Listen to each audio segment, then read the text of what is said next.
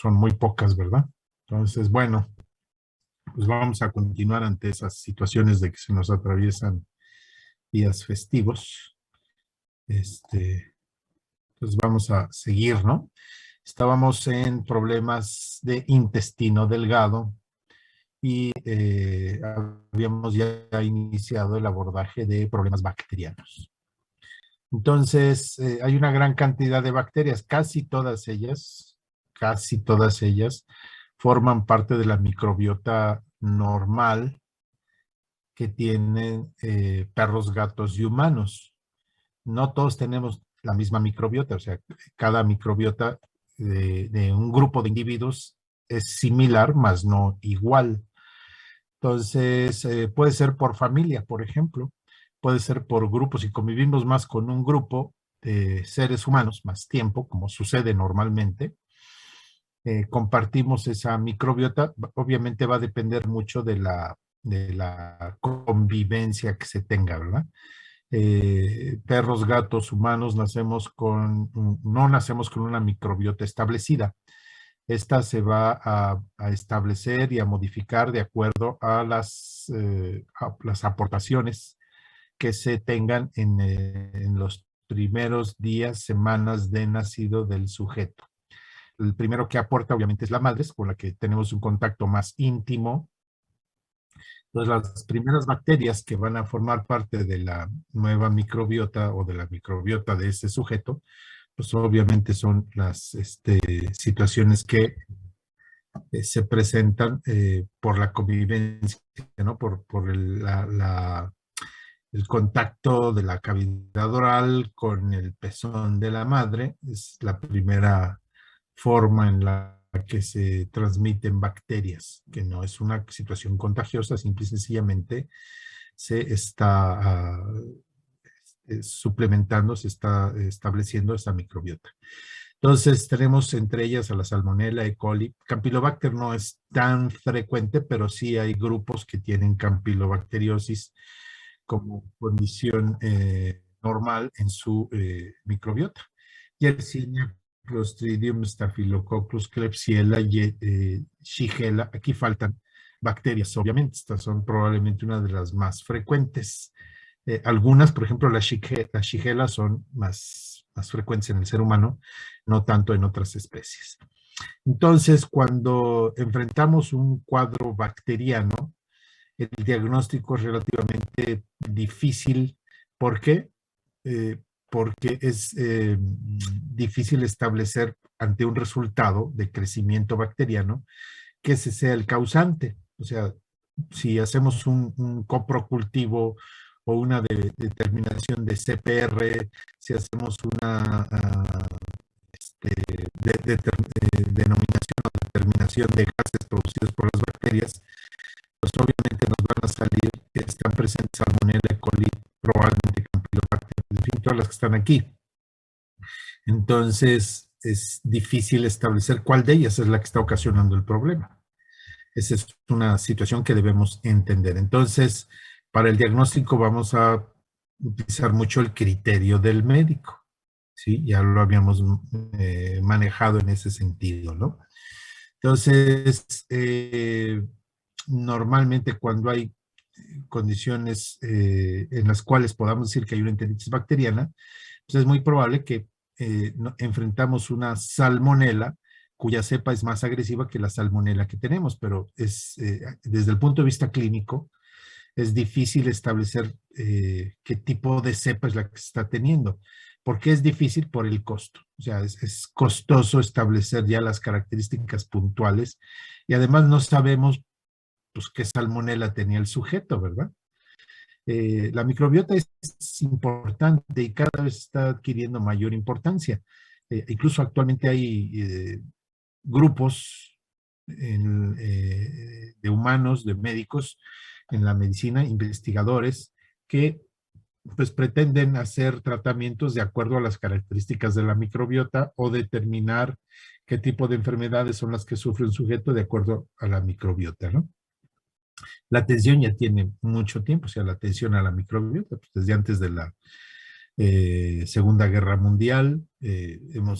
Cuando vemos ahí un reportaje de, no sé, por ejemplo, de Hitler, y se ponen a hablar de su médico, de su salud, pues ya vemos que el médico de Hitler, por ejemplo, estaba muy interesado en modificar, en mantener la microbiota, en etcétera, etcétera, para mantener, entre comillas, el estado de salud de Adolfo Hitler. Durante mucho tiempo hemos sido objeto de, pues, de la venta, consumo del Yakult, por ejemplo. Ese tipo de productos, el Yakult es el que más me acuerdo, pero pues hay una serie de productos en ese fermentados con lactobacilos, y lo que pretenden es modificar esa microbiota donde ocupe un lugar importante estos lactobacilos, pues que se entiende que son benéficos su presencia, ¿verdad? Como normalmente la microbiota es muy difícil de cambiar, se tiene que hacer todo un manejo clínico, pues por eso constantemente se están consumiendo productos que nos van a administrar estas lactobacilos, ¿no? Eh, Incluso, por ejemplo, pueblos, sabemos que hay pueblos o grupos humanos que llaman la atención de diferentes partes del mundo por la longevidad, ¿no? Estamos hablando de grupos en Armenia, grupos en Turquía, en Europa Oriental, donde el promedio de vida es más de 90 y tantos años, ¿sí? Tenemos ejemplares, estoy hablando de humanos, tenemos humanos ahí de 110, 115, 120 años, y mucho se atribuye a la dieta de estos grupos donde se consume mucho producto fermentado que es rico en lactobacilos, ¿no? Entonces, por eso es que tenemos pues toda esta productos de mercado con lactobacilos, el yogurt, y actualmente pues tenemos otro tipo de yogur que se llama kefir, que se supone que establece una mayor cantidad de lactobacilos. Están poniendo de moda, el otro día estaba escuchando, ¿no? Los beneficios del consumo del kimchi, que es un producto coreano, que es una col fermentada y tiene chile, por ejemplo. Entonces, si van a algún restaurante japonés o coreano, por ejemplo, y les sirven kimchi, pues es un producto que está de moda precisamente por esa presencia de estas bacterias que favorecen la fermentación de este tipo de productos. Y en perros, gatos, roedores, animales de laboratorio, pues se han hecho muchos trabajos acerca de este tipo de la modificación de estas bacterias que están en el intestino. Entonces, pues sí pueden afectar. Generalmente es difícil establecer cuál de ellas es la que está ocasionando el problema, ya habíamos platicado de ello. Bien, problemas virales. Los problemas virales, pues ya mencioné por qué los virus apetecen a las células gastrointestinales, porque son células que tienen una tasa de replicación muy alta y a los virus les interesa ese tipo de células.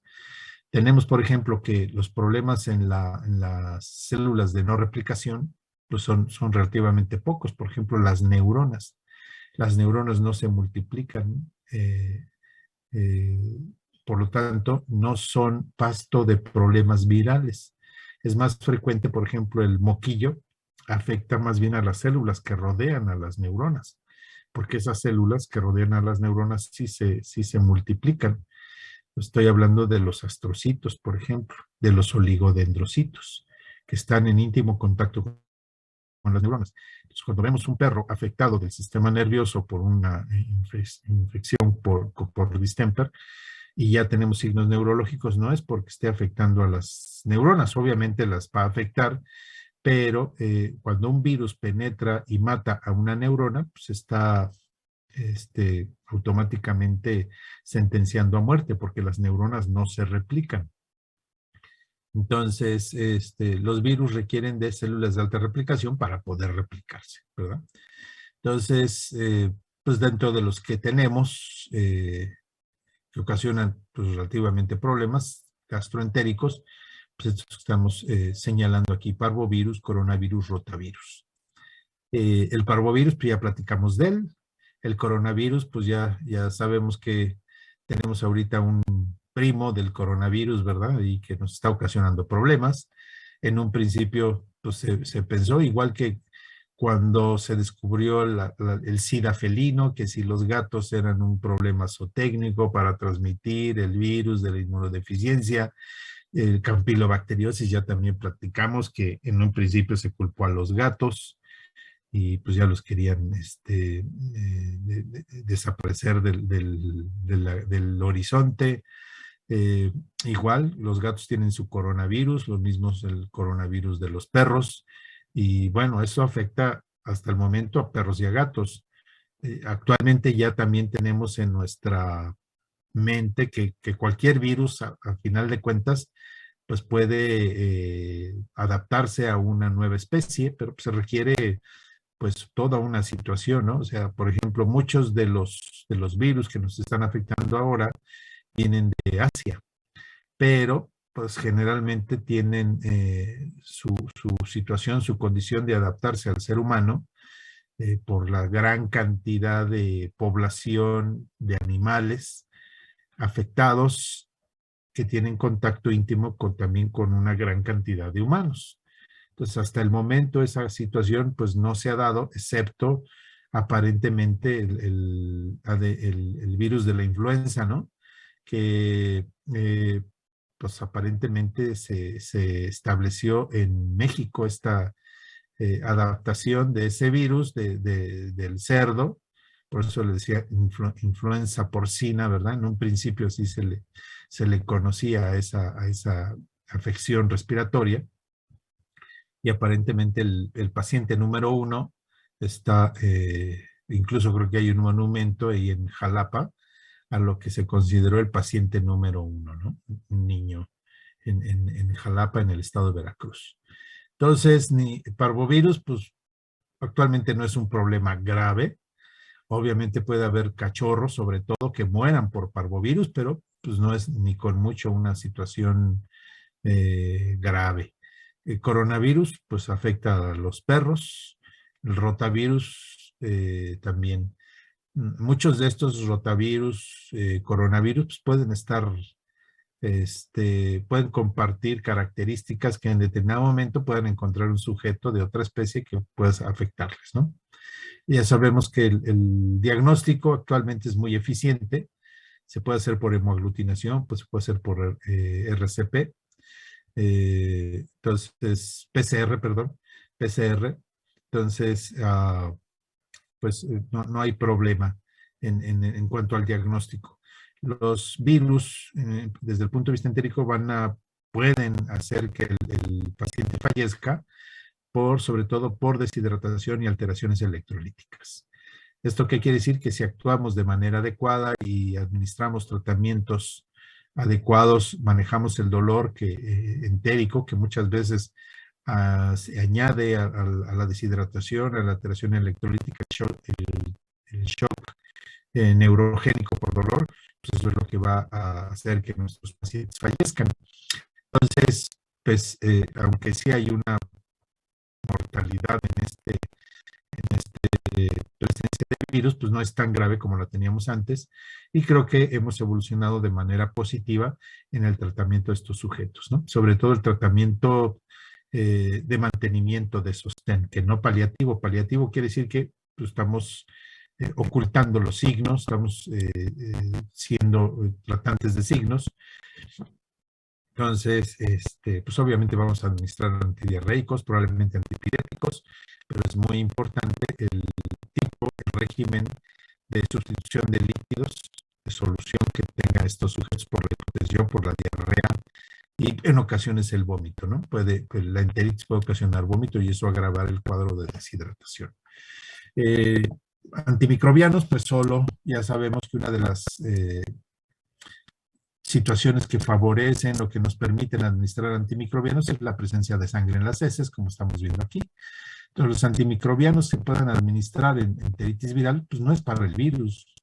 Eso no va a ocasionar cambios en el proceso evolutivo, pero el proceso o la situación que haya sangre en las heces, pues obviamente nos hace pensar que algunas de las bacterias que conforman la microbiota puedan aprovechar esa ventana y adicionar problemas a un paciente de este tipo. Entonces, los antimicrobianos se puedan administrar a un paciente con enteritis viral, no es para el virus, sino para las bacterias que pueden tomar un rol de aprovechamiento, ¿no? Para ocasionar mayor cantidad de problemas. Desde el punto de vista gatos, pues ellos tienen su propio coronavirus, ¿sí? Este coronavirus entérico felino es un poco rara su infestación, su infección. ¿Por qué? Porque tenemos muchos gatos que tienen coronavirus y no desarrollan ningún tipo de enfermedad. Más o menos se propone que el 30% de la población de gatos tiene coronavirus. Algunos gatos desarrollan una respuesta inflamatoria ocasionada por este coronavirus que conocemos como peritonitis infecciosa felina. Esto quiere decir que pues, no vamos a utilizar una prueba, porque existe una prueba para determinar si el gato tiene coronavirus. No podemos decir que ese gato tiene peritonitis infecciosa felina cuando salga positivo a coronavirus. Entonces, el diagnóstico de peritonitis infecciosa felina es difícil de establecer. De hecho, es por exclusión, y muchas de las enfermedades que afectan a los gatos están en esa situación. No hay ninguna prueba que nos diga el gato tiene peritonitis infecciosa felina. Lo único que podemos decir es, bueno, este gato es positivo a coronavirus, probablemente el cuadro que tenga sea por peritonitis infecciosa felina. Pero repito, hay muchos gatos que son positivos a coronavirus, pero no desarrollan peritonitis infecciosa felina. El símil del distemper en los gatos es la panleucopenia.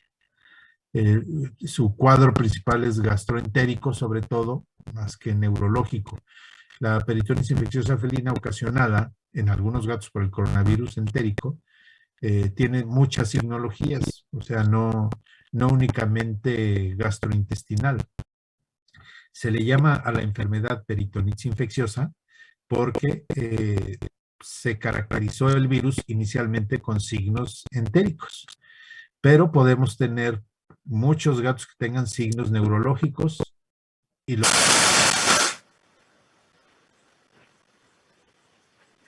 Doctor, se perdió su audio.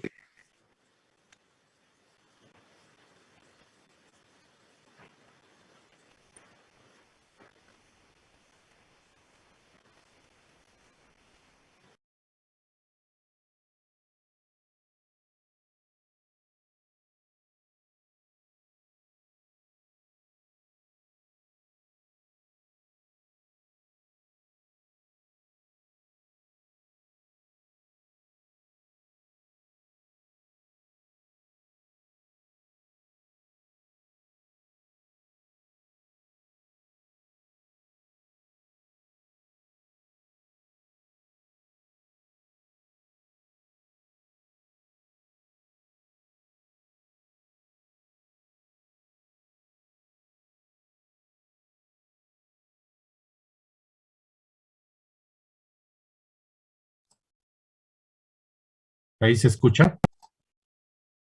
Sí, ya se escucha. Sí. Okay.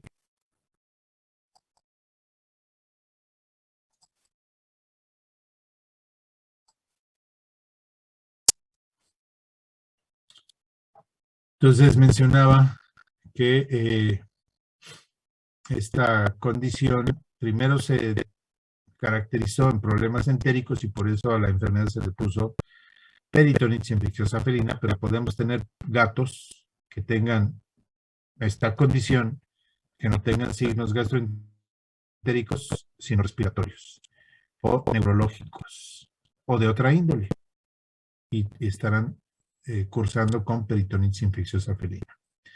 Entonces, el diagnóstico de peritonitis infecciosa felina pues es difícil de establecer porque tiene muchos posibles signos y afecta a diferentes órganos y sistemas de los gatos. La panleucopenia generalmente es una enfermedad que la vamos a encontrar en los gatitos. Y repito, digo gatitos porque es la manera correcta de referirse a un gato menor de 1 año de edad. Sí, un gatito, cuando me digan un gatito, inmediatamente estoy pensando desde el punto de vista clínico en un gato de menos de 1 año de edad. ¿Ok?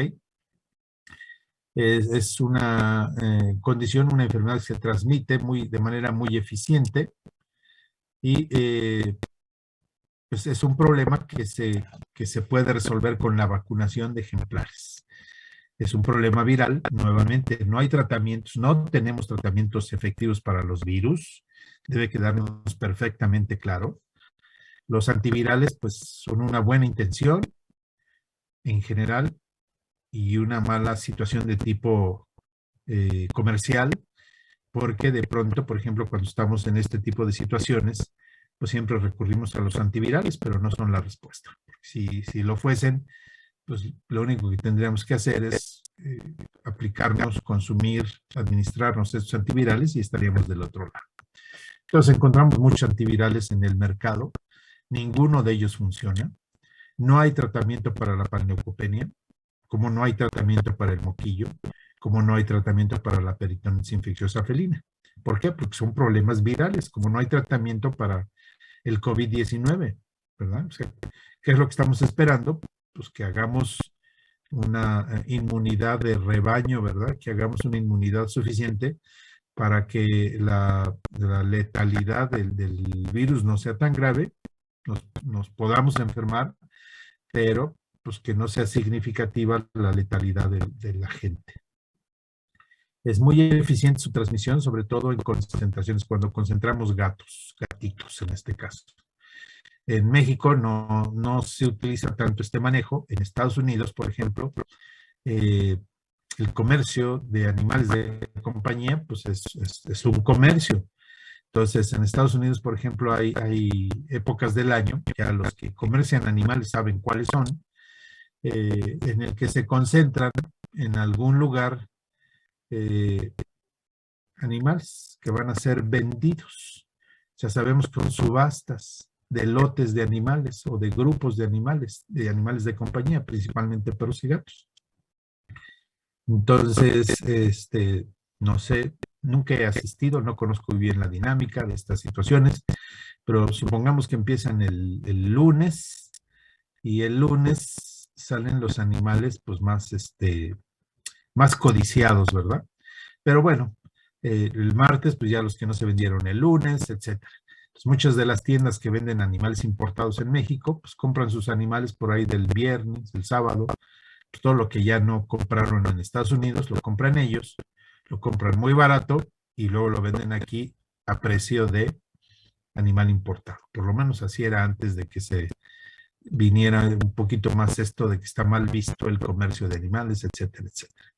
No voy a mencionar, se los puedo mencionar, pues es Petland, Mascota, por ejemplo, que ya han sido un poquito más cuidadosos en la venta de estos animales, pero pues generalmente compraban pues, los redrojos, las obras de esta venta, animales que ya no eran muy codiciados por su belleza, etcétera, etcétera, o porque estaban enfermos, entonces los compran a precio de risa y lo venden aquí pues bastante, con una ganancia, con un margen de ganancia bastante grande.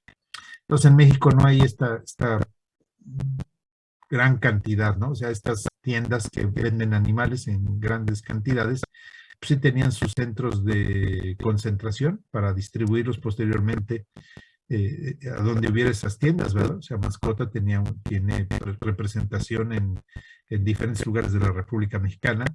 Entonces, los animales que compraban, porque también compraban en México, en el extranjero, los concentraban y de ahí pues, ya los distribuían. Entonces, esa concentración es como cuando vamos a la escuela. Es muy fácil que ahí se contagien otros ejemplares, ya sean gatitos o cachorros. Entonces, estas se llaman gaterías, donde se concentran los gatos, principalmente los gatitos, y esto es una condición muy eficiente para la transmisión. No hay tratamiento, la vacunación es la respuesta, ¿verdad? Y tan es la respuesta, pues que no tenemos muchos casos de panleucopenia el manejo. O sea, el hecho de no concentrar a los gatos, de no tenerlos encerrados juntos en lugares cerrados, pues obviamente esto hace poco eficiente la transmisión. En este caso estamos viendo la situación gastroentérica y es la que más nos importa. Aquí estamos viendo un gato y en la facultad, en el hospital, los gatitos hace años llegaban pues, con panleucopenia. No era una condición como el parvovirus canino, pero sí llegaban. Actualmente es poco probable. Esto puede ser uno, que el hospital de especialidades no es una entidad que atienda animales de primera instancia, sino generalmente son animales que ya revisaron médicos veterinarios que no han logrado controlar la enfermedad y generalmente nos llegan casos complicados, ¿verdad? Es diferente la población de enfermos que atendemos en el hospital de la facultad a lo que atienden en un hospital, una clínica, en un consultorio veterinario que está al exterior de la facultad. Entonces, no sabría decirles, no he tenido una conversación en la que salga a relucir pues, que haya una gran cantidad de pacientes gatitos con panleucopenia. Es una necropsia de un gato con panleucopenia y podemos ver pues el proceso inflamatorio tan severo que está en gran parte del intestino delgado. ¿Okay? Entonces, algunos gatos desarrollan peritonitis infecciosa, o sea, peritonitis donde hay signos de peritonitis. Repito, el coronavirus entérico felino puede ocasionar muchas alteraciones y es muy frecuente que no tengamos signos de peritonitis. El signo más frecuente cuando el gato ha desarrollado lo que es la peritonitis, repito, la enfermedad se llama peritonitis infecciosa felina, pero podemos tener un gato que convulsione y convulsiona por peritonitis, pero no tiene signos de peritonitis. ¿Sí me expliqué? O sea, la enfermedad se llama peritonitis infecciosa felina. Y dentro del cuadro, algunos ejemplares desarrollan peritonitis con efusión con derrame peritoneal. Son los menos. Hay muchos gatos que no tienen estos signos, pero tienen otros signos de la enfermedad, pues que se llama peritonitis. Pues sí, ni modo, se llama peritonitis, podría haberse llamado de otra manera, pero así se llama al conjunto de alteraciones ocasionadas por el coronavirus en los gatos. Y repito, no todos los gatos que tienen coronavirus están enfermos. Es una reacción de autoinmunidad ocasionada por el coronavirus. No se sabe por qué algunos gatos desarrollan esta enfermedad y por qué la gran mayoría no la desarrollan. Bueno, el diagnóstico pues, relativamente no es fácil, pero si tenemos un gato con efusión peritoneal como el que estamos viendo, tomamos una punción abdominal y encontramos líquido y es positivo a coronavirus, pues el diagnóstico está hecho. Pero podemos tener la peritonitis infecciosa granulomatosa que estoy diciendo. O sea, no hay signos de alteración peritoneal, pero puede haber alteraciones neurológicas, puede haber alteraciones respiratorias, en fin, tiene muchas posibilidades de signos sin desarrollar efusión peritoneal. No hay tratamiento, se han utilizado como las reacciones de autoinmunidad, se han utilizado medicamentos para disminuir esa reacción de autoinmunidad ocasionada por la presencia del coronavirus en algunos ejemplares. Generalmente se dice que los gatos que han sido diagnosticados con peritonitis infecciosa, si están en los primeros signos de la afectación por peritonitis, pues le quedan como 2 a 3, algunos ejemplares viven 4 años después de que hayan sido diagnosticados con peritonitis infecciosa. Este tiempo de sobrevida está relacionado en el momento del diagnóstico. Si cuando la diagnosticamos el animal ya evolucionó durante 2 años, pues a lo mejor le quedan meses de vida o 1 año máximo de vida. Bien, otro tipo de problemas que podemos tener en intestino delgado, pues, obviamente son las enteritis parasitarias. Muchos de ellos, por ejemplo, los Toxocara, tienen transmisión transplacentaria. Entonces es conveniente desparasitar a las gatas y a las perras antes de hacerlas gestar, ¿verdad? Es muy importante entender que pues es mucha responsabilidad de nosotros salvaguardar la salud del ser humano, ¿sí? Nos guste o no, seamos proanimalistas o no, o sea, necesitamos ser guardianes de la sana convivencia de los animales con el ser humano. Eso, por eso se creó esta carrera. Que evolucione, pues sí, qué bueno, le damos más, estamos más atentos a lo que sucede con los animales, los respetamos más, los cuidamos también a ellos, pero también hay que cuidar mucho al ser humano. Entonces, y sobre todo con los perros, la mayor parte de los problemas de convivencia pues son entre humanos menores de edad. Entonces, por ejemplo, el género Toxocara tiene larvas migrantes. Estas larvas migrantes se pueden alojar en diferentes órganos. O sea, si un perro infesta a un humano de Toxocara, no se le va a desarrollar el Toxocara adulto en el intestino. Puede desarrollar estas microfilarias, ¿no? Estas larvas que andan por todos lados. Y aquí estamos viendo, no quiere decir que la convivencia del perro con el humano vaya a ocasionar este problema, pero si tenemos un perro con Toxocara y se dan las condiciones, puede transmitir esta larva migrante al ser humano. Bueno, lo de menos, pues aquí estamos viendo, esta es una revista médica de oftalmología brasileña. Presentaron un caso de un menor de edad que tiene larva migrante y le ocasionó pérdida de la visión. Y aquí estamos viendo esta larva migrante, la pupila del niño la dilataron para ver, y dentro del ojo tenemos esta larva migrante que ocasionó la pérdida de la visión. Puede irse, como dice aquí, puede irse al hígado o puede ir al sistema nervioso central, puede ocasionar parálisis o puede ocasionar convulsiones. Entonces, doctores, es muy importante que tengan esa responsabilidad, porque pues a últimas fechas el médico veterinario se ha vuelto más animalista, y esto no es por una situación que venga de la formación universitaria, es una deformación. O sea, si no lo quieren tomar como deformación, no lo tomen, pero pues es más importante el ser humano, aunque digamos que estamos haciendo una visión antropocéntrica. Sí, para los perros, la toxocara pues les puede ocasionar la muerte, ¿sí? En casos extremos, pero es muy frecuente que haya alteraciones y enfermedades porque el veterinario no está cumpliendo cabalmente con su función o porque está haciendo malas prácticas. ¿Qué mala práctica pueden hacer ustedes? Recoger perros de la calle y darlos en adopción sin hacer ningún manejo de ese animal, ¿sí? O sea, sean responsables. Si recogen perros de la calle, pues tengan ahí en la azotea o a ver dónde, en el baño, en el patio. Si viven solos, pues donde será donde ustedes quieran. Si viven con sus papás, pues a lo mejor donde los dejen, pero deben tener un tiempo esos animales, deben desparasitarlos, deben establecer que no tengan leptospirosis, deben establecer que no tengan brucelosis y entonces darlos en adopción. En Estados Unidos, actualmente, en el estado de Nueva York, no sé si ya se legisló, pero en el estado de Nueva York, dado que un animal dado en adopción por otra persona ocasionó prácticamente la enfermedad y la discapacidad de un menor de edad, actualmente se ha legislado para hacer responsable penalmente al sujeto que dé animales en adopción y este animal transmite enfermedades a la persona que lo adoptó o al grupo de personas que conviven con ese animal.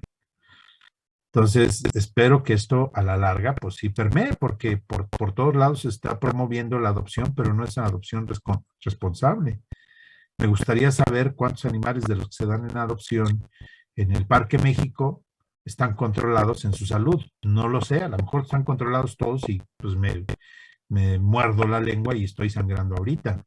Pero estoy seguro que muchos de esos animales no están controlados. Algunos de ellos deben tener leptospirosis, podrán tener toxocariosis, pueden tener ancilostomiasis, en fin.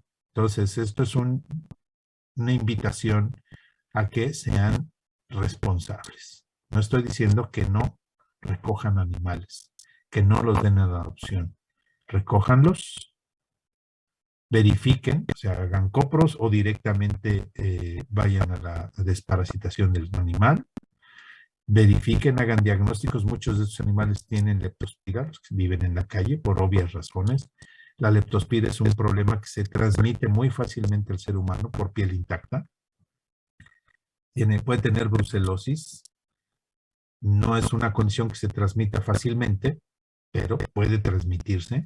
Y son situaciones que pueden ocasionar graves problemas en el ser humano que está conviviendo con esos animales que tienen leptospira, que tienen parásitos, etc. ¿Okay?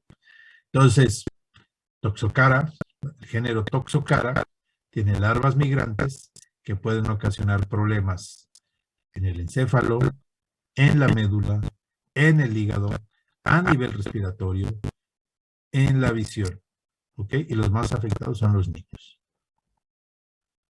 El diagnóstico, pues obviamente será la presencia e identificación del parásito en las heces y la presencia de huevos de Toxocara, del género Toxocara, en las heces. Otro parásito, el ancilostoma. ¿Sí? Bueno, el Toxocara se transmite de un perro a otro por contaminación de alimentos con heces fecales, contaminación de agua con huevos, ¿verdad? Y al ser humano, pues la misma situación, contaminación de heces con huevos, contaminación de agua con huevos, y puede desarrollar la larva migrante. Ancilostoma. Ancilostoma es otro nemátodo que es ingerido a partir de alimentos contaminados, o la larva infectante puede penetrar la piel intacta, así como estamos viendo aquí, puede ser ingerido para el huevo del parásito, o la larva infectante puede penetrar la piel. Entonces, en los perros puede ocasionar problemas generalmente a nivel intestinal nuevamente, ocasionando enteritis. Pero en humanos ocasiona vasculitis. Aquí estamos viendo, es una foto de una revista médica de casos que se presentan en Oaxaca. No vayamos a Brasil, no vayamos al Congo. Esto es una fotografía de individuos en Oaxaca. ¿Sí? Entonces, al principio decía, ¿por qué? Yo fui muy mochilero en mi época juvenil, me llevaba mi perro y nos íbamos de viaje, ¿verdad? Y de pronto había playas, sobre todo en el norte del país, no tanto en el sur, en el norte del país que decía se prohíben perros. Actualmente todo eso ya se quitó, ¿no? Actualmente así como decir algo inapropiado, decir que no nos gustan los perros, híjole, pues estamos en peligro de que linchen a una persona que diga que no le gustan los perros o que no quiere que se le acerque el perro, en fin, ¿no? Pero había muchas playas, sobre todo en el norte de la República, Baja California, en Tamaulipas, que decían no se admiten perros. Actualmente, repito, pues, la moda es andar con tu perro por todos lados. Yo decía, ¿por qué por carambas no se admiten los perros? Yo quiero que mi perro ande aquí en la playa, etcétera, porque defecan en lugares donde hay humedad. ¿Sí? Los huevos se convierten en larvas infectantes, y estas larvas infectantes, pues obviamente penetran la piel intacta. Aquí estamos viendo un oaxaqueño de la zona esta donde hay muchos afrodescendientes, la Tobara creo que se llama, una cosa así.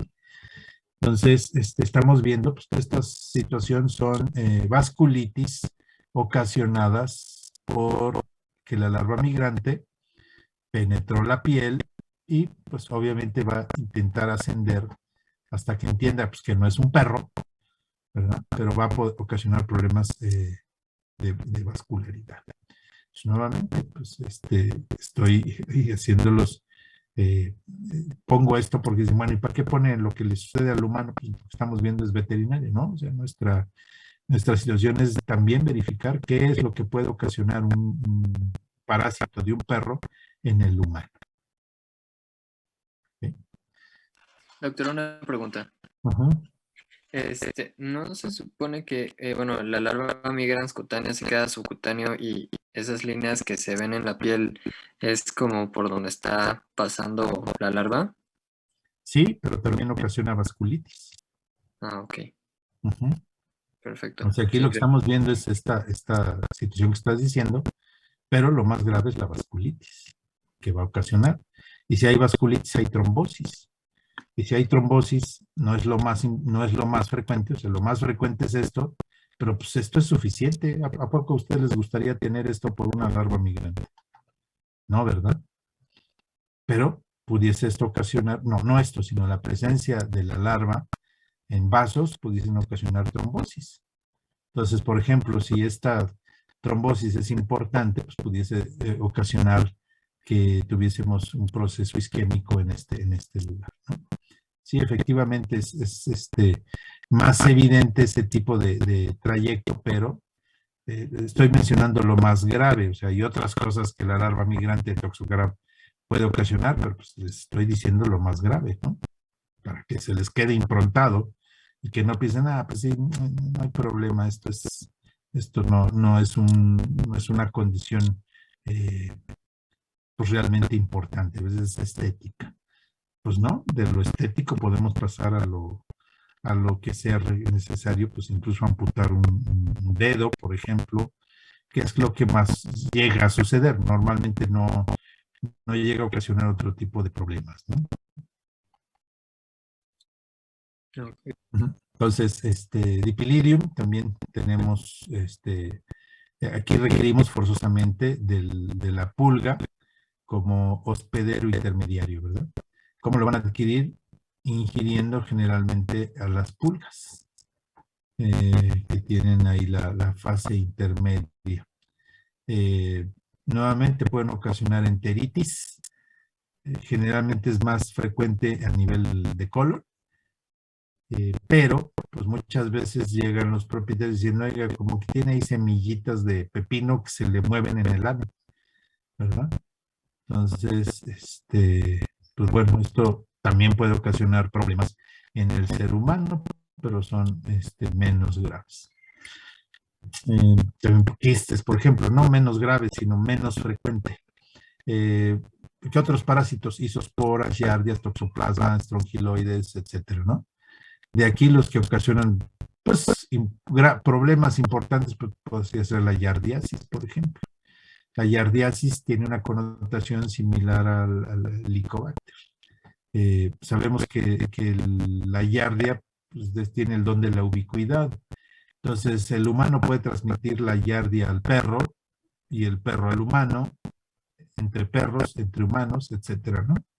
Y la giardia tiene muchas facilidades para transmitirse, que va a ocasionar enteritis, o sea, cuadros diarreicos ocasionados por la presencia de este parásito, ¿no? Hay trabajos en los cuales se aísla giardia, por ejemplo, en los tubos del metro, ¿no? Habrá mucha gente que va al baño, se contaminó las manos al momento de limpiar las heces, pero no se lavó las manos, entonces va y se agarra del metro, deja ahí su giardia, te agarras tú, sales del metro, te comes unos tacos en el metro, ¿verdad? Te llenas de salsa, te chupas los dedos y ya te echaste ahí tu dosis de popó que dejó un sujeto y es obviamente la dosis de giardia, ¿no? Y me recuerdo mucho un trabajo que leí ahí de revista médica, una revista que se hace en México, se llama La Lechuga, que es la revista del Seguro Social, le dicen La Lechuga porque es de color verde. Entonces me acuerdo que hicieron un trabajo de alrededor de un hospital, no recuerdo qué hospital, pues ya sabemos que alrededor de los hospitales que hay, pues puestos callejeros, ¿verdad? Entonces, los del servicio de gastroenterología, pues salieron, les pidieron a las personas si les facilitaban un hisopado de sus manos y encontraron que más del 80% de los que venden productos, sobre todo los que venden productos que están mojados, o sea, los jugos, por ejemplo, era muy eficiente encontrar giardia ahí. Pues vas tú, te tomas tu juguito de zanahoria, aparte que la zanahoria no está lavada, aparte de que las naranjas no están lavadas, pues la gente, y además sabemos que no hay baños, ¿verdad? Van al baño ahí si les dan chance en la farmacia, si les dan chance en el restaurante, pues si no se van por ahí en una esquinita y regresan a vender jugos y pues ya te están contaminando con llave. Pero la convivencia es más que suficiente. También está documentado, pues, simple y sencillamente, un apretón de manos entre humanos, uno que esté contaminado con heces fecales, que tenga giardia, pues ya te transmitió la giardia. ¿Okay? En un principio se le dio mucha importancia, o sea, porque encontraron muchos casos de giardia cuando empezaron los casos de SIDA, por ahí del principio de los años 80, finales de los años 70.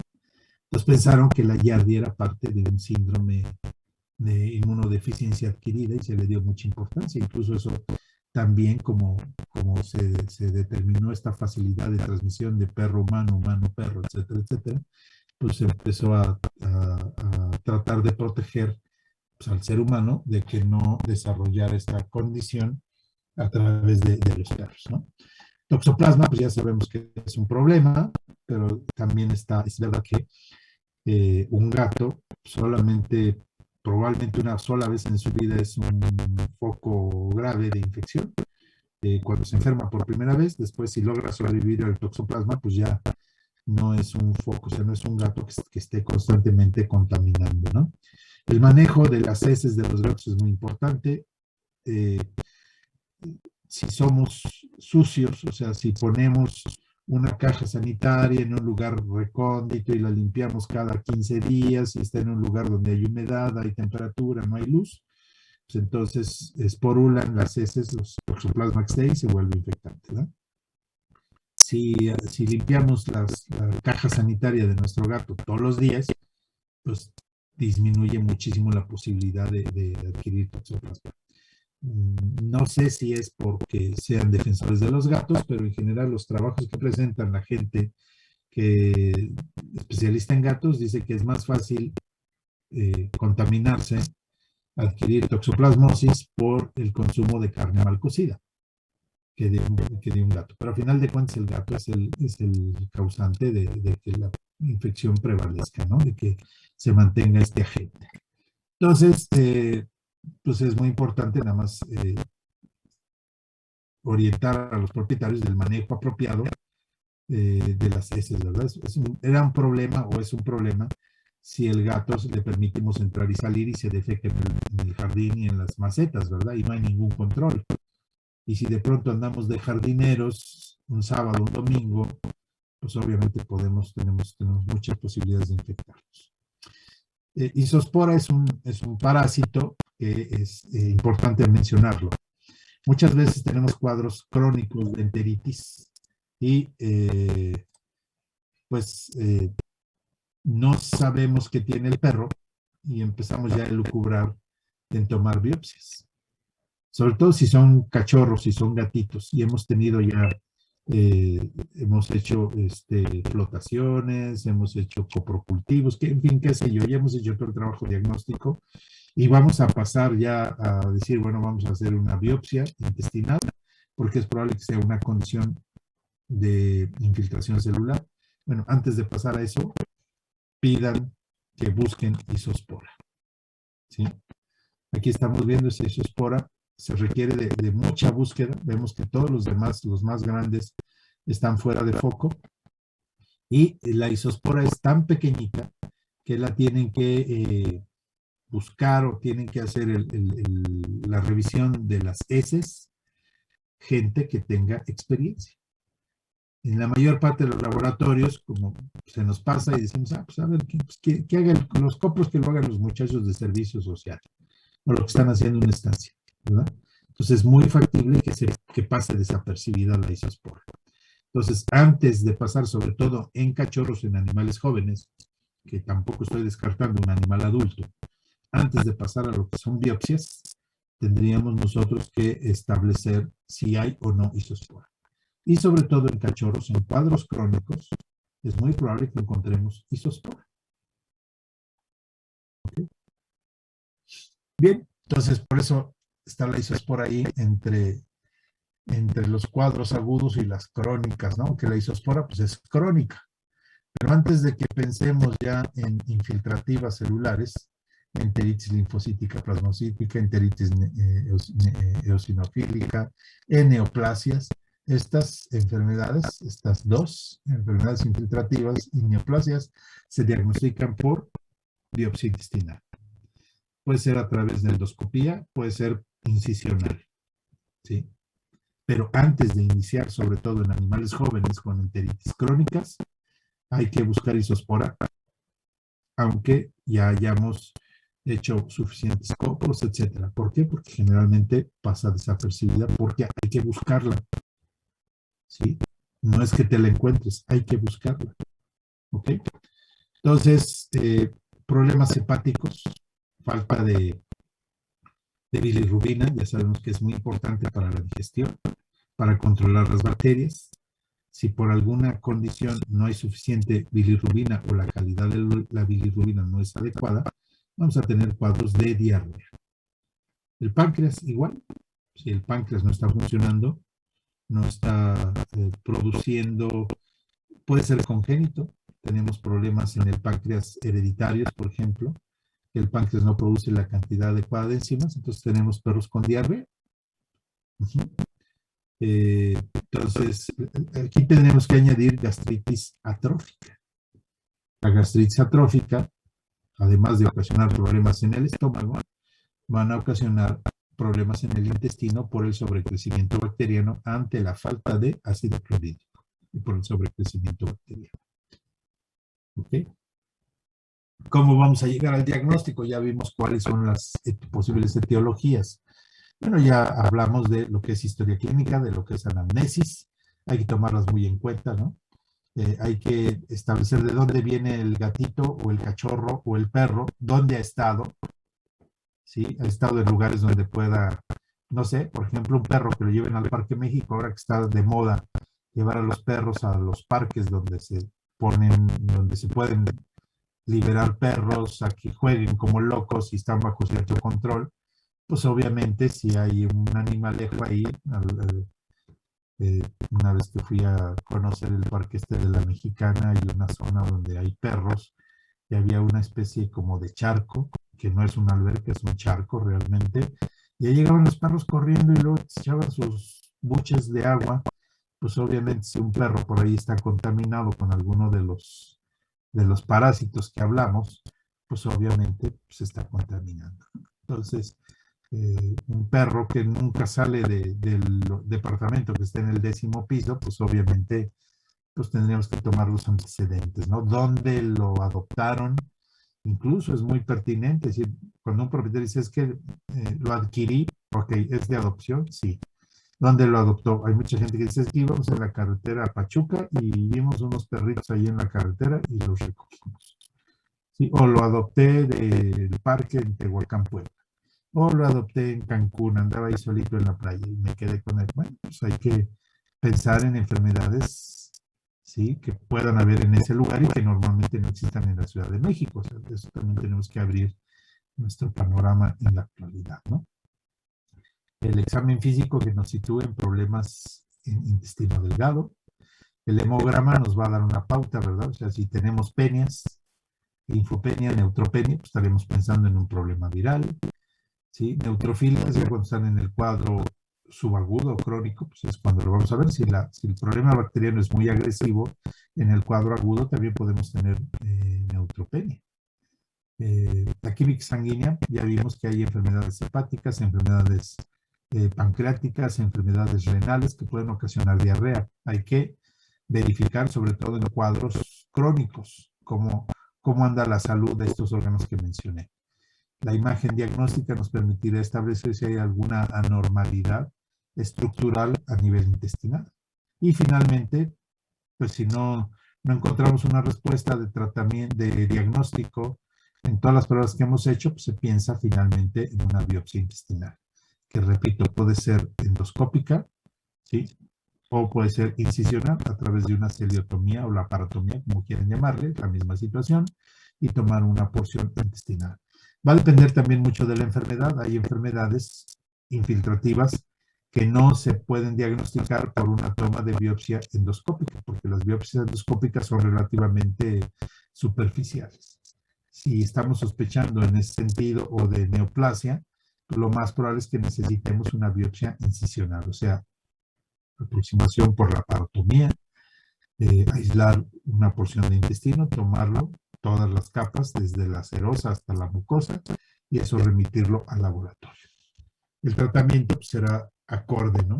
Ya hemos mencionado que los antimicrobianos, pues hay que utilizarlos de manera racional. Vamos a al final mencionar, pues, los que se utilizan más frecuentemente. Ya dijimos tirosina, metronidazol, básicamente, neomicina, amoxicilina incluso, y hay otros que ya no se utilizan, como el cloramfenicol, por ejemplo, como las sulfas, en fin, y las sulfas son fármacos que entran y salen del mercado. O sea, salen porque de pronto dicen es que ocasionan más problemas que beneficios y de pronto nos los vuelven a presentar porque encontraron que son efectivos para tal o cual procedimiento. ¿Ok? Bueno, preguntas que tengan porque hemos terminado intestino delgado. Doctor, ¿la PIF granulomatosa es lo mismo que PIF seca? Sí. Ok, Sí, gracias. no, no. Ujú.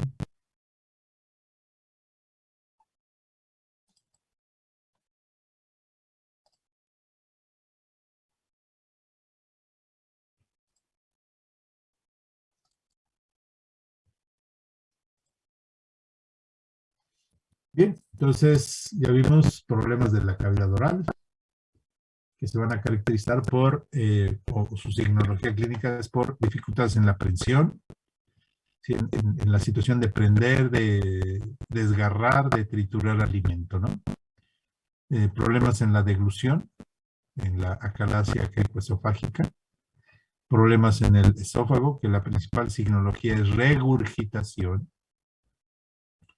problemas en el estómago, cuya principal signología es vómito, sin que los problemas gástricos sean la única causa de vómito. Ya vimos que hay muchas posibilidades de situaciones de vómito, intestino delgado, diarrea, con ciertas características que ya mencionamos. Hicimos una tabla que puede ayudarnos a diferenciar los problemas entéricos del intestino grueso, que en este caso le llamamos colitis, a lo que sucede en el intestino grueso, enteritis a lo que suceda en el intestino delgado, ¿no? Los problemas gástricos, ¿sí? Esofágicos y de la cavidad oral. ¿Ok? A diferencia de otras especies, el intestino grueso es relativamente pequeño porque no hay procesos de fermentación, por ejemplo, o del estómago, ¿no? O sea, los rumiantes pues, tienen su estómago grande, algunos animales que fermentan no en el estómago, sino en el colon lo tienen de mayor tamaño, ¿no? Perros y gatos pues, tienen un intestino delgado bastante grande porque su proceso de digestión termina en el intestino delgado. Y los procesos de absorción de nutrientes es a todo lo largo del intestino delgado. ¿Ok? El colon es corto. Su principal función es la de almacenar el contenido intestinal una vez que ha sido digerido y únicamente está siendo almacenado para su eliminación. Es relativamente corto. No reconocemos a la palpación el colon ascendente ni el transverso. Esto es un perro que está en ventrodorsal. Este sería el lado derecho del perro, sería el lado izquierdo, es el colon en la mayor parte de nuestros pacientes, porque algunos pueden tener una posición diversa del colon, que son los menos. Lo que vamos a reconocer a la palpación es el colon descendente. Vamos a tener el recto, que generalmente si lo tenemos que explorar, lo haríamos por exploración digital, y obviamente el conducto anal.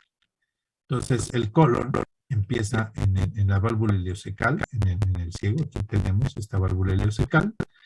Colon ascendente, que no lo reconocemos en la palpación, colon transverso, que no lo reconocemos en la palpación, y el colon descendente, que lo reconocemos por la presencia de heces. Si está vacío, no lo vamos a reconocer. ¿Ok? Este es un corte histológico del colon. Aquí ya no vamos a encontrar enterocitos encargados de producir enzimas para llevar a cabo la finalidad del proceso digestivo. ¿Sí? Vamos a encontrar principalmente células productoras de moco. ¿Por qué? Pues porque tiene que haber una lubricación, dado que el contenido intestinal se va a ir deshidratando paulatinamente, y ese moco pues lo que va a hacer es proveer de una superficie donde tengamos poca fricción, ¿verdad? Las vellosidades son mucho más grandes en el sentido de tamaño, pero no de funcionalidad o de número de ellas. Y vamos a tener una gran cantidad de células que van a descamar. Esta descamación también tiene la finalidad de proveer una superficie de baja tracción, resbalosa en pocas palabras, para poder eliminar las heces cuando así sea necesario. Entre más tiempo pasen las heces en el intestino, más deshidratadas van a estar y más difícil será su tránsito, ¿no? Por eso es que vemos constipación en los perros o podemos retención fecal, ¿sí? Intestinos perezosos, por ejemplo, esa es una condición que se le llama, ¿no? Se presenta en el humano, se presenta en los gatos, se presenta en los perros. La irrigación, ya sabemos que está dada por ramas de la arteria mesentérica. El tono y el peristaltismo pues, están gobernados por el sistema nervioso, que hace su llegada a través del nervio vago y nervios pélvicos, que establecen la parte parasimpática, y la simpática se origina de los espacios vertebrales de la vértebra torácica T8 a la lumbar número 3. Y la motilidad pues sigue siendo segmentación rítmica, que ya platicamos, y peristalsis, ¿no? La segmentación rítmica lo que permite es que el colon absorba líquidos de las heces, disminuyendo el contenido de agua y por lo tanto dándole su característica a las heces que nos permitan establecer la normalidad, ¿verdad? Cuando hay una falta de absorción, cuando hay colitis, por ejemplo, tenemos heces más blandas. A veces no es tan acuosa la diarrea de colon, que se origina en colon, como la que puede ocasionarse en intestino delgado. Entonces, cuando tenemos diarreas de intestino delgado, llega una gran cantidad de sustancias que no han terminado de ser digeridas, y eso ocasiona que el colon no sea eficiente en la absorción de líquidos y por lo tanto se va a transmitir en un cuadro diarreico por enteritis, ¿verdad?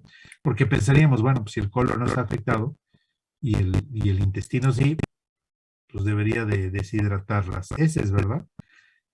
No necesariamente, o sea, tienen muchas sustancias que van a retener el líquido y a pesar de que el colon tenga capacidad de absorción, no logra eliminar la cantidad de agua que va en esas heces, porque el contenido pugna por mantener líquido al ser osmóticamente activo y impide su absorción. Entonces, ¿para qué sirve el intestino? Pues bueno, absorbe líquidos y electrolitos, produce moco para poder reservar ahí la materia fecal, y en este lado, en este segmento del aparato gastrointestinal es donde hay más bacterias. Hay más bacterias que en la cavidad oral, hay más bacterias obviamente que en el estómago, que en el intestino delgado. Mencionando que no hay esterilidad a todo lo largo del tubo gastrointestinal. Durante mucho tiempo se pensó que el estómago vacío, por la presencia del pH ácido, pues prácticamente se esterilizaba. Actualmente sabemos que no, que hay bacterias que resisten el pH ácido, ¿sí? Aunque pues, sí es muy eficiente la disminución de bacterias por el pH en el estómago cuando está vacío. Bien, entonces la colitis va a englobar pues, todas las condiciones que puedan presentarse en el colon. Y su principal signología, pues, es la diarrea. Así como dijimos que la diarrea del intestino delgado era voluminosa, la diarrea de colon es de poco volumen, ¿sí? Va a tener poco volumen, tiene una gran cantidad de moco, porque ya vimos que hay una gran cantidad de células productoras de moco en el colon, y sangre fresca. Entonces, la diarrea de colon se caracteriza por heces en poco volumen, con gran cantidad de moco, y muchas veces vemos sangre fresca. El tenesmo es la sensación de que todavía queda algo por defecar. Entonces son perros, son gatos, son humanos que duran mucho tiempo en posición de defecación, o defecan, caminan y vuelven a posicionarse. ¿Por qué? Porque tienen la sensación de que todavía hay algo que se deba defecar. Esto se debe principalmente a que las terminaciones nerviosas están en la parte final, en la zona rectal. Esas terminaciones nerviosas se van a activar ante la presencia de contenido, o sea, del volumen del desplazamiento, ¿sí? Entonces, si tenemos esas terminaciones nerviosas irritadas, la transmisión del impulso o lo que están sintiendo es una parestesia. Una parestesia es sentir algo que realmente no está sucediendo. La parestesia, en este caso, a nivel rectal, es sentir que hay volumen de heces que tienen que ser defecadas. Y eso se va a convertir en una situación de sensación, de deseo de defecación, de defecar, sin que se defeque necesariamente. O se defecan pequeñas cantidades, obviamente, de contenido que bajo circunstancias normales no estarían estimulando la situación para defecar. ¿Ok? El número de veces que defeca un animal con colitis es mucho mayor que el número de veces que defeca un sujeto con enteritis.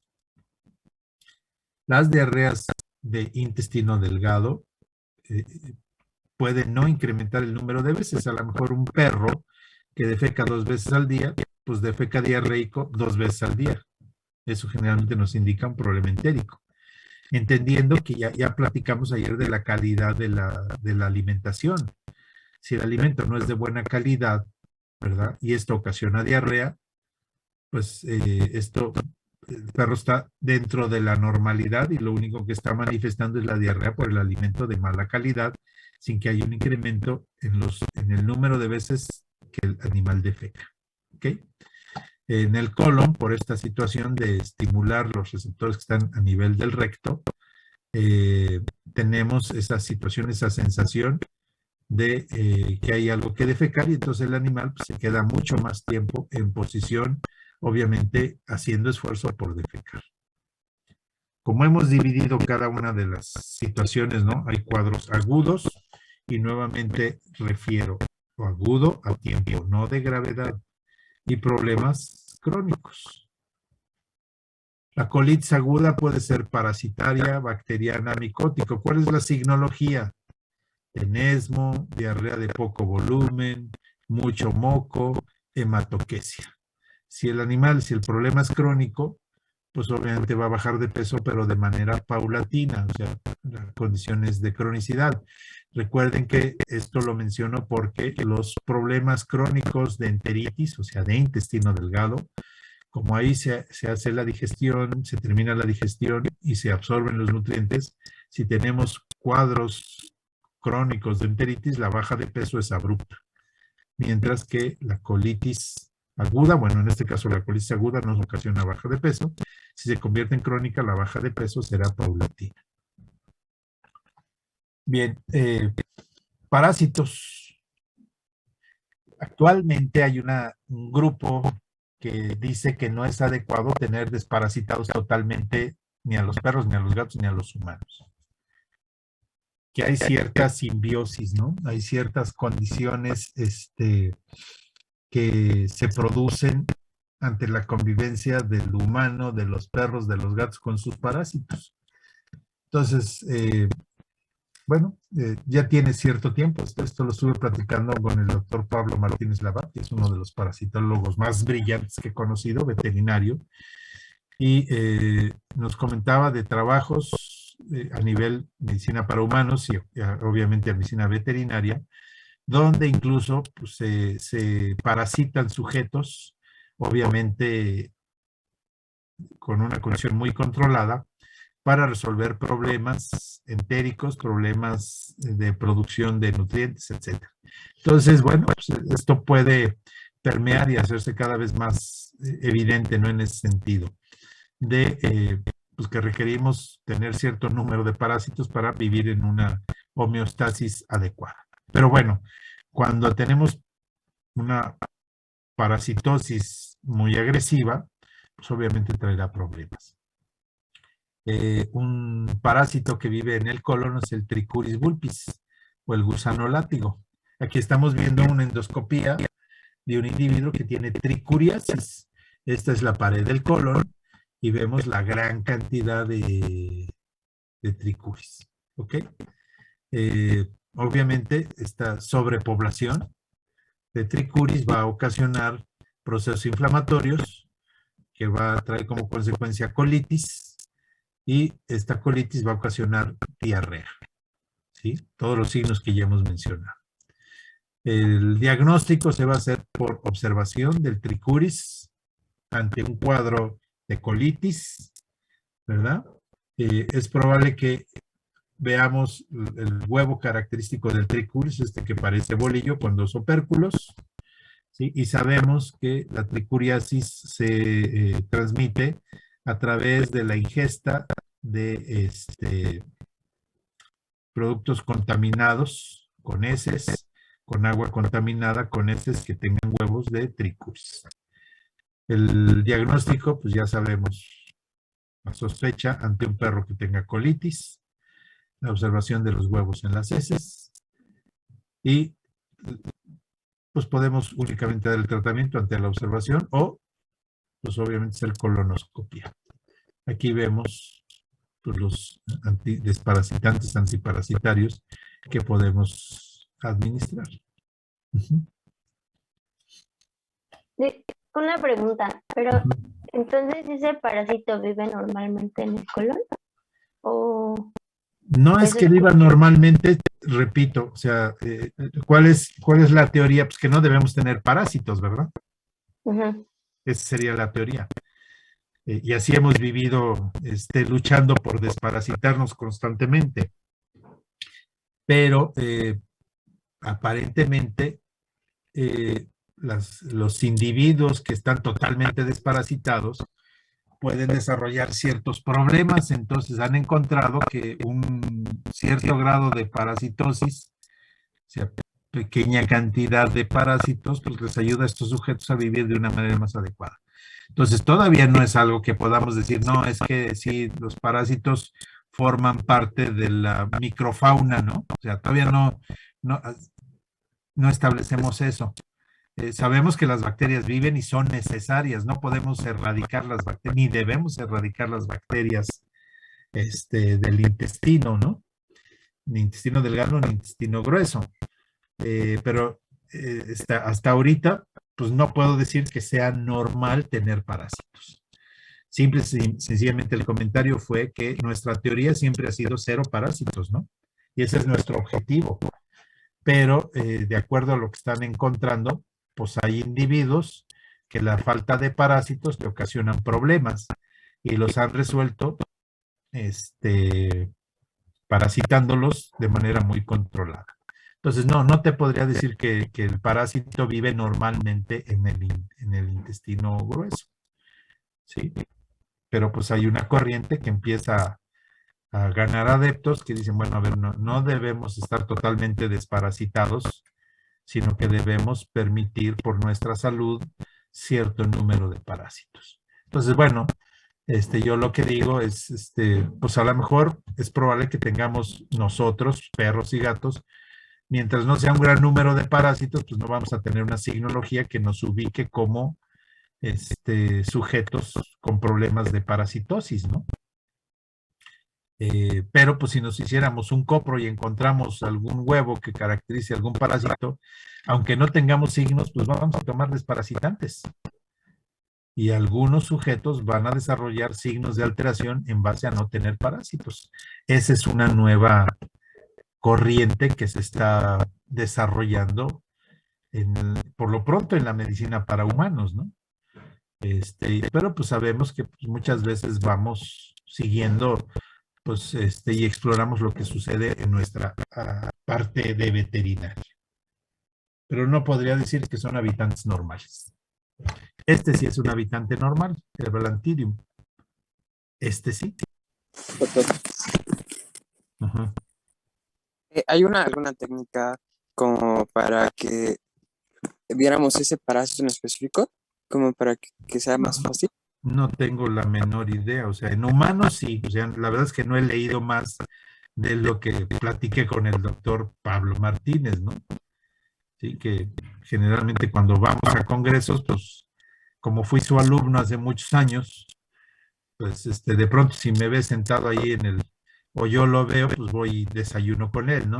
Pero ya sé que me va a echar a perder mi desayuno, porque esto de lo que platiqué de la manera en la que te transmites la yardia, ¿no? O sea, estoy seguro que muchos estén, qué asco, yo que ando comiendo tacos de pastor ahí a la salida del metro, no lo vuelvo a hacer, ¿no? O sea, incluso bromeamos, ¿no? Cuando estamos ahí en algún congreso y vemos que viene el doctor Pablo, y sí, chingale, se va a sentar con nosotros, acábense su comida, porque generalmente él dice, ¿qué están comiendo? Salmón, puta, ya sabemos que va a haber algo que nos diga de por qué no comer salmón, ¿no?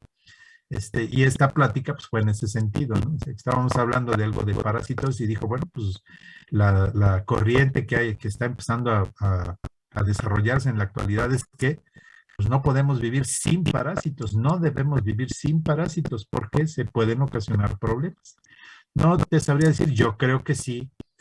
Bueno, desde el punto de vista anecdótico, ¿no? No sé si sepan por ahí una famosa cantante de ópera, María Callas, de los años 60, 70, para mantenerse delgada, pues ya saben que los cantantes de ópera de cierto tono, supongo, cierto, no sé cómo se llame, tenores, sopranos, etcétera, tienden a estar gorditos, ¿no? Gorditas. Entonces, pues ya no quería engordar. Entonces, la persona que la cuidaba, pues le recetaba su tenia, ¿no? Sus dosis de tenia. La verdad es que nunca he leído, nada más he leído eso, pero no te sabría decir que cómo controlar el número de parásitos, ¿no? Yo supongo que del inóculo y después pues muy controlado, ¿no? Pero no te sabría decir qué cantidad de parásitos o cómo sería el manejo para mantener una parasitosis bajo control de un individuo que tenga problemas en ese sentido, ¿no? Bueno, entonces estamos hablando de balantidiasis. El Balantidium coli se considera un habitante normal de la mucosa, pero cuando convive con tricuris, y yo supongo, si hacemos caso a lo que estaba diciendo el doctor Pablo, pues cuando hay pocos tricuris, pues ahí vives en homeostasis, ¿no? No presenta signos, no hay nada. Pero si hay alguna condición que favorezca la sobreproducción de tricuris, pues a lo mejor el Balantidium se hace evidente, ¿no? A lo mejor se hace evidente cuando hay tricuriasis.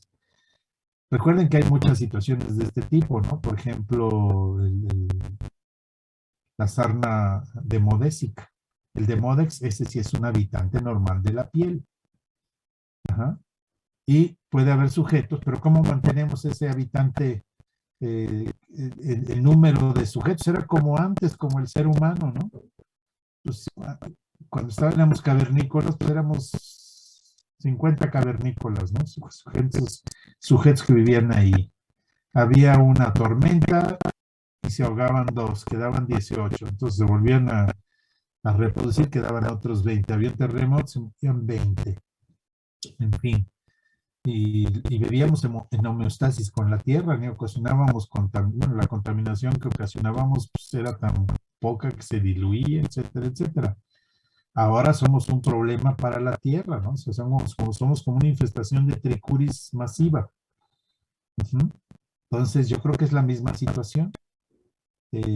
Cuando empieza a haber alguna condición favorable, ¿no? O sea, descubriste que puedes producir alimento.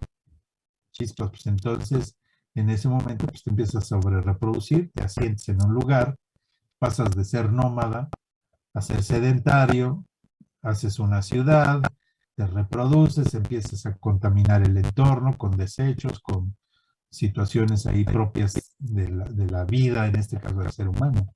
Es lo mismo que puede suceder con los parásitos, ¿verdad? O sea, hay alguna condición que favorece su reproducción. En el caso del Demodex, es la falta de una respuesta específica que mantiene a los Demodex dentro de un cierto número de individuos. Entonces, en este caso, pues no sé si existe una situación similar en estos parásitos, ¿verdad? Entonces, cuando convive el Balantidium con una tricuriasis, entonces este Balantidium adquiere una patogenicidad que no tenía y lo hace penetrar la mucosa. O sea, normalmente vive en la superficie de la mucosa y en este caso la penetra. Yo solamente creo que no es solamente la penetración, sino que se empieza a reproducir, empieza a tener productos de desecho y la inflama y finalmente la ulcera. Entonces, por ejemplo, si nosotros hacemos un frotis fecal, esto es, vemos en la mucosa, y encontramos Balantidium, pues no quiere decir que el cuadro es balantidiasis, ¿no? Tendríamos que hacer una colonoscopía o determinar que hay una gran cantidad de tricuris y que eso está ocasionando la balantidiasis. Entonces, en este caso, una situación de criterio, o sea, no decir, sí tiene balantidiasis. Bueno, tiene Balantidium y además tiene tricuris, entonces entre los dos están ocasionando problemas.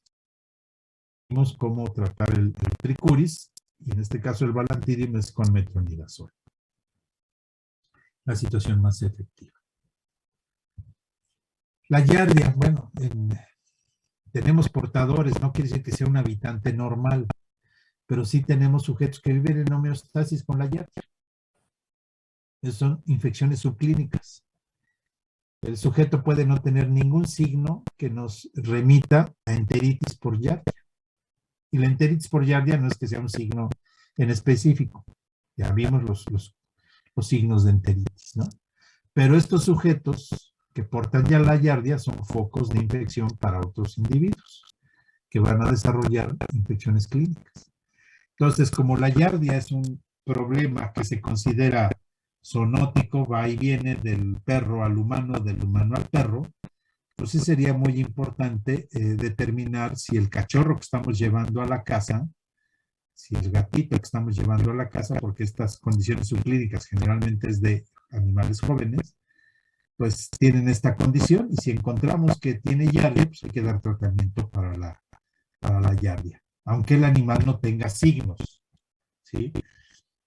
Aquí no sabría yo decirles si pues, existe esta posibilidad de homeostasis en estos individuos y que esto aplique a todos, ¿no? Pero, pues generalmente es una condición que ocasiona problemas. El diagnóstico es haciendo un raspado de moco fecal, o sea, únicamente introducir el termómetro y hacer un tamizado, un extendido de la popó que sale con el termómetro, no va a salir nada, o sea, vamos a dar negativos.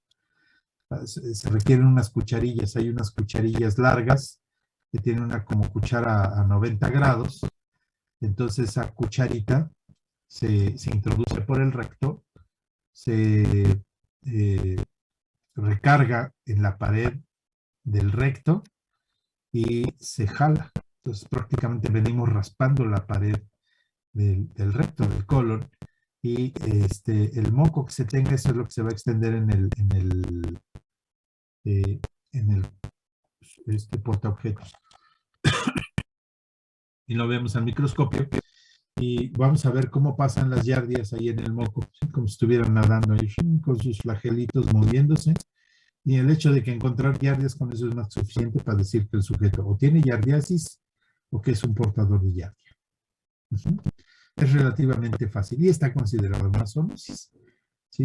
Y es una enfermedad que, repito, se transmite, y esto es lo que les digo, que hay que apurarse cuando ven al doctor Pablo Martínez Labat, muy admirado, yo lo quiero muchísimo al doctor, Pero yo sé que tengo que desayunar rápido cuando viene él, porque si no me va a echar a perder mi desayuno o mi comida, ¿verdad? Entonces, ahí con que no salga con que no, es que simple y sencillamente con estrecharle la mano a un sujeto que tenga ahí contaminada con ese su mano, pues ya, con eso ya Shigella, ya la tienes. O sea, si tú no te lavas la mano, pues imagínate, bueno, no, pues no, imagino, deberíamos de hacerlo, ¿verdad? Cada vez que salimos y regresamos a la casa, lo primero que tendríamos que hacer antes de hacer cualquier cosa en la casa es lavarnos las manos.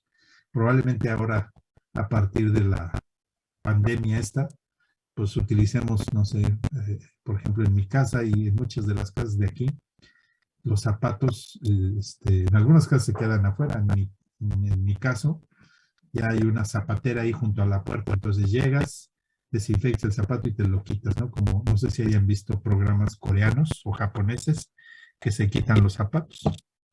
Entonces ya estamos diciendo pues, que eso ya se nos va a quedar porque luego están fascinadas, ¿no? Las mamás así de que no, se ensucia menos la casa desde que estamos haciendo eso. Desde que dejamos los zapatos que vienen de la calle ahí, pues es una práctica muy buena. Entonces, bueno, se nos van a quedar eso, probablemente se nos quede también el asearnos las manos frecuentemente y eso va a disminuir pues esta situación de que nos contaminemos por agarrarnos del tubo del metro o del barandal de Liverpool, etcétera, ¿verdad? Y de las escaleras eléctricas. Bien, entonces Yardia, pues lo que más utilizamos es metronidazol. Los demás, pues ahí están al alcance con diferentes productos, pero pues el que más utilizamos y tiene una efectividad muy buena todavía es el metronidazol. Dada esta situación de zoonosis, y repito, esto es una herencia de los años finales de los 70, principios de los 80, que dijeron es que la Yardia forma parte del síndrome de inmunodeficiencia adquirida por prácticas sexuales, bla, bla, bla, bla, bla, bla, bla, bla. Entonces, pues se le dio mucha importancia y nos quedan los remanentes que pues, muy probablemente sea válido tomarlo en cuenta, ¿no? Entonces, en algunas clínicas pues, se sigue vacunando, no es malo, se sigue vacunando contra Yardia, ¿no? Pues es un problema, sí, pero no de la magnitud que se pensó, ¿no? Parte del síndrome de inmunodeficiencia adquirida. Entonces, en la búsqueda que estuvieron haciendo en los humanos de qué era lo que sucedía, cómo podían controlar, qué podían hacer con estos sujetos que tienen el SIDA de humanos, pues encontraron que pues, había mucha Yardia, pero pues eso era desde antes, ¿no? Y en un principio se le dio mucha importancia, pues porque encontraron en las prácticas del grupo homosexuales, en las prácticas sexuales, ahí pues encontraron que había una gran cantidad de yardiasis. Entonces dijeron, esto es parte del síndrome. Y bueno, actualmente sabemos pues, que es pues, parte de una situación de higiene no muy adecuada y que cualquier grupo lo tenga a tener, heterosexual, homosexual, en fin, todas las denominaciones que hay en la actualidad, ¿no? Siempre y cuando pues no haya situaciones, y en los perros igual, ¿no? En los gatos igual, o sea, de echarse unos lengüetazos ahí se cayeron unas gotitas de caldo de atún en el piso y llega el perro y las lengüetea, pues si hay ese, pues va a adquirir estas yardias, ¿no? Entonces, pues, repito, sigue en algunas clínicas u hospitales, se sigue vacunando, está bien. Bien, otro problema, la entamueba histolítica. Bueno, pues generalmente esto es más bien una situación para tener una respuesta ante un propietario que tiene este problema. En humanos sí es un problema grave. La presencia de esto y los quistes, sobre todo, que forman estos agentes, ¿no? Pueden estar en el hígado, pueden estar en los órganos sexuales, pueden estar en los pulmones, en fin, afectan diferentes áreas. No se sabe, la verdad es que no se tiene un panorama claro de qué onda en los perros y en los gatos con la presencia de entamueba. Desde el punto de vista veterinario se establece que, pues bueno, puedo yo vivir con un perro o un gato que tenga entamueba, el gato no va a formar quistes, el perro no va a formar quistes normalmente, pero que tampoco es un foco de infección significativo para el ser humano. Tanto los textos veterinarios todos coinciden en eso. La verdad es que nunca he leído un texto de medicina de humanos para verificar, pues, de la fuente que se tenga, si se menciona el convivir con un animal que tenga esta situación como, o sea, que lo tomen ellos como un factor determinante para infestarnos como humanos. En los textos de veterinaria dice que no. Pero pues habría que ver, porque generalmente cuando hay un humano que va a un médico y tiene quistes o tiene entamoeba, pues dentro de las cosas que le va a preguntar es si tiene animales de compañía. Y entonces le va a pedir que verifique si ese animal de compañía tiene entamoeba y es muy probable que salga positivo, ¿verdad? Entonces, bueno, me queda la duda qué poder contestar ante esta situación, ¿verdad? Nuestros textos dicen que no es significativo. Es lo mismo que el toxoplasma. ¿Sí? Nuestros textos dicen que el gato, ok, es el agente que mantiene el toxoplasma porque es donde se reproduce, ¿verdad? Y el gato con sus heces contamina. Pero ya en específico la convivencia de un gato con un gato, bueno, pues los veterinarios dicen que sí, pero si tú mantienes un manejo adecuado, higiénico del gato y de sus desechos, no tienes problema.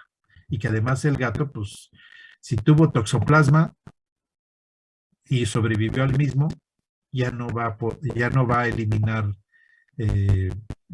trofozoitos que van a esporular, ¿no? No va a ser un foco de infección. O sea, tendrías que tener gatos nuevos constantemente en la casa que potencialmente estuviesen toxoplasma en esa primera etapa en la que liberan el toxoplasma, pero si sobreviven, pues ya lo mantuvieron y ahí está latente, ¿no? Si el gato vuelve no vuelve a enfermarse de toxoplasma, se enferma de una enfermedad debilitante, el toxoplasma se reactiva y vuelve a producir ahí, eliminar agentes que son potencialmente riesgosos, ¿no? Entonces, la verdad es que yo no sabría qué decirles, que le contesten a un propietario que digan, mi médico me dijo que si mi perro tiene entamoeba, lo tengo que eliminar. Yo creo que pudiésemos hacer tratamiento y verificar si este sujeto sigue teniendo o no, ¿verdad?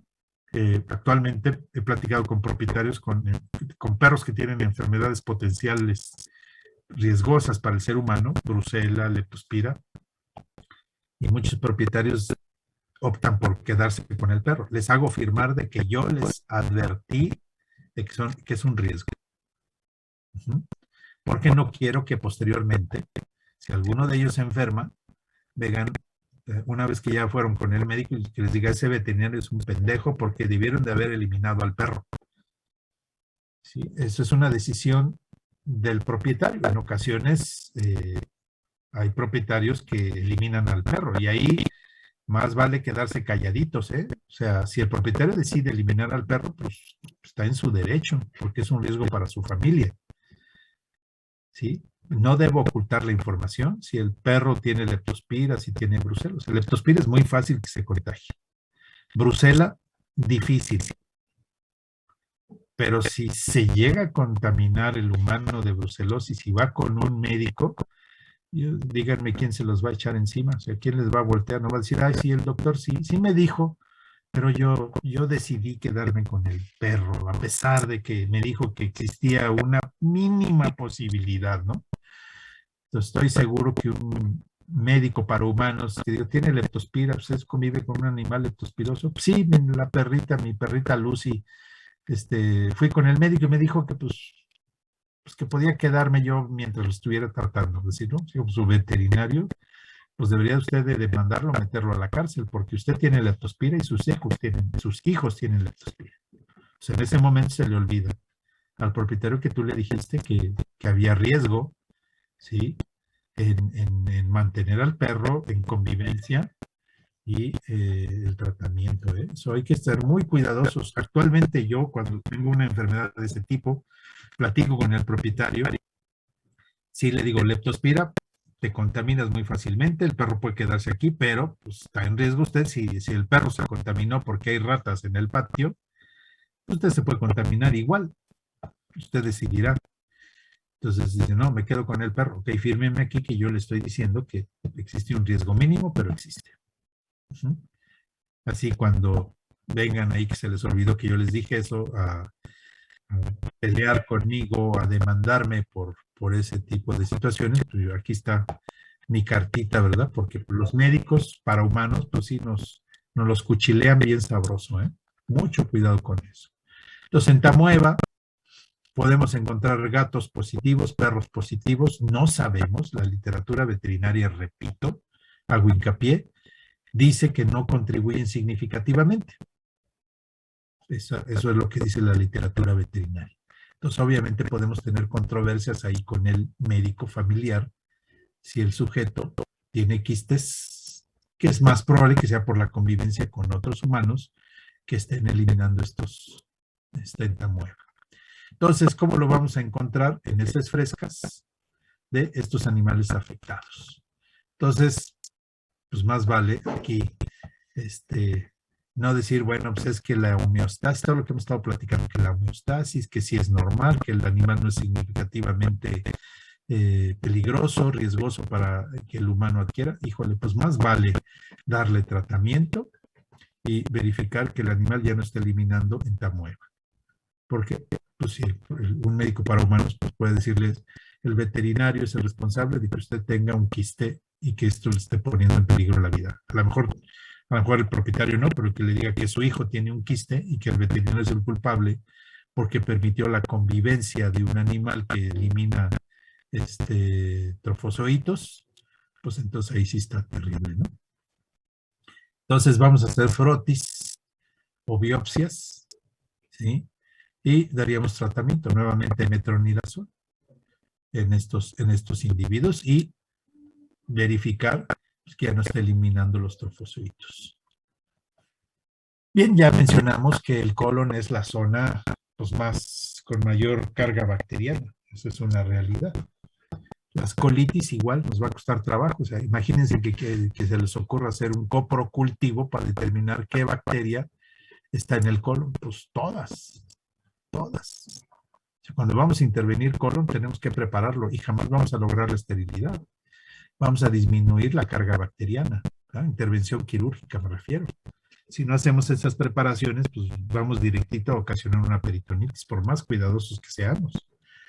Entonces, en el colon viven todas las bacterias. Clostridium, E. coli, Salmonella, Yersinia, Staphylococcus, Streptococcus, en fin, ¿no?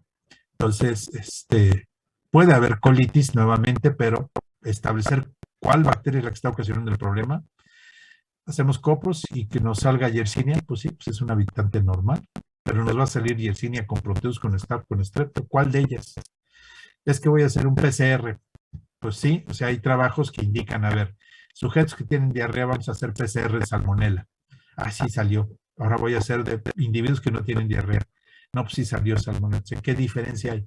A eso es a lo que me refiero. O sea, ¿cómo voy a culpar de una colitis bacteriana a una bacteria que vive en ese sujeto?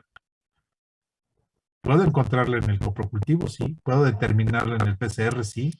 ¿Puedo encontrar en otro tipo de pruebas que se hacen actualmente, producción de gases de metabolismos, etcétera? Sí, pero ¿cómo voy a saber que esa bacteria es la que está ocasionando el problema cuando obtengo pues una gran cantidad de positivos? ¿Por qué? Pues porque estoy en una de las zonas con más presencia de bacterias. Los hábitos alimenticios juegan un papel importante, o sea, ya hemos platicado, o sea, la microbiota de los que viven en Asia es muy diferente de los que viven en Europa, es muy diferente de los que viven en América del Norte, de los que viven en Latinoamérica, América del Sur. O sea, las microbiotas varían, no son iguales, ¿no? Se supone, por ejemplo, que las microbiotas de individuos, ya lo platicamos, que consumen alimentos fermentados son más saludables o que ocasionan menos problemas. O sea, es una realidad que el consumo de cierta tipo de dieta, pues te favorece condiciones y enfermedades, ¿no? Pues entonces ahora que estamos aquí en las discusiones de que si voy a a ser un individuo que voy a ser solidario y me voy a volver vegetariano, vegano, etcétera. Híjole, pues eso de que no voy a comer carne porque producen mucha contaminación, pues para producir vegetales también tengo que desmontar y tengo que utilizar agua y voy a utilizar el agua regando y se la voy a quitar a los bosques. Pues es que somos muchos, esa es la verdad. No, no es que por salud. Ah, ok, entonces los conejos son sanos, ¿verdad? Por eso nunca se enferman, pues son vegetarianos. Las vacas no se enferman, son vegetarianas. Pues cada dieta, ¿no? Está comprobado, por ejemplo, la dieta que consume carne, pues si desarrolla alguna anomalía va a ser en el colon, cáncer de colon. Ujú. Sí, ok, los que comen carne les da cáncer de colon, sí. Los que consumen vegetales les da cáncer de estómago. Entonces, alguna vez platicando ahí con un cancerólogo, con un oncólogo, estamos hablando de dieta, le decimos, ¿cuál es la dieta más adecuada? Primero, come una dieta balanceada. O sea, o sea, que no sea totalmente fibra, porque eso te va a ocasionar problemas en el estómago y eso favorece el cáncer de estómago, pero pues que no sea totalmente cárnica, porque eso te va a ocasionar problemas en el colon. Entonces, por ejemplo, ¿y por qué traigo a colación eso? Pues porque los gatos, que son carnívoros esenciales, pues tienen más clostridiums que los perros. O sea, en un humano que consume más carne, tiene más clostridiums. Y eso, pues, productos de desecho de clostridiums, pues, han sido culpados de favorecer el cáncer de colon. Y el cáncer de colon, pues además tiene una connotación hereditaria. Es uno de los cánceres que han sido más estudiados. ¿Por qué? Pues porque afecta a países desarrollados, ¿no? En Europa y en Estados Unidos. Entonces, cuando afectan a países desarrollados, pues les meten más estudio. Entonces, el cáncer de mama, ¿sí? Es hereditario. Cáncer de próstata es hereditario. Cáncer de colon es hereditario. Ajá. Y esto, pues ya tengo la herencia, pues ya sé que puede dar cáncer de colon si como mucha carne, pues entonces disminuyo mi consumo de carne, ¿verdad? Porque no quiero que el Clostridium se favorezca, esté anaerobio. Pero si hacemos una determinación de humanos veganos o gatos que tengan propietarios veganos y que los sometan a una dieta, a pesar de que se puedan quedar ciegos o a pesar de que puedan tener problemas cardíacos, los sometan a una dieta de este tipo, pues ellos vamos a encontrar Clostridium sí o sí, porque a pesar de que no consumas carne, vas a tener Clostridiums. Pero es una realidad, entre más carne consuma un animal, más Clostridiums vas a tener. Y los gatos tienen más Clostridiums que los perros, simple y sencillamente por el tipo de proteína. Así sean croquetas lo que comen, ellos deben tener una fuente proteica específicamente de producto biológico, proteína de origen animal. Los perros, pues ya sabemos, bueno, le damos proteína de origen vegetal y van a hacer unas popós gigantescas y van a tener más problemas de dilatación gástrica y probablemente vólvulo, ¿sí? Pero no van a desarrollar tantos clostridiums a pesar de que consuman proteína de origen animal como los gatos. Entonces, un sobrecrecimiento bacteriano puede darse si están las condiciones dadas para que haya esta clostridiasis en el colon. Puede ser de humanos o de gatos. ¿Ok? Entonces, en gatos, clostridiasis es un problema importante. Campylobacter ya hablamos, puede ocasionar colitis. E. coli, híjole, ya sabemos que pues, incluso es una de las bacterias más contundentemente presentes en el colon.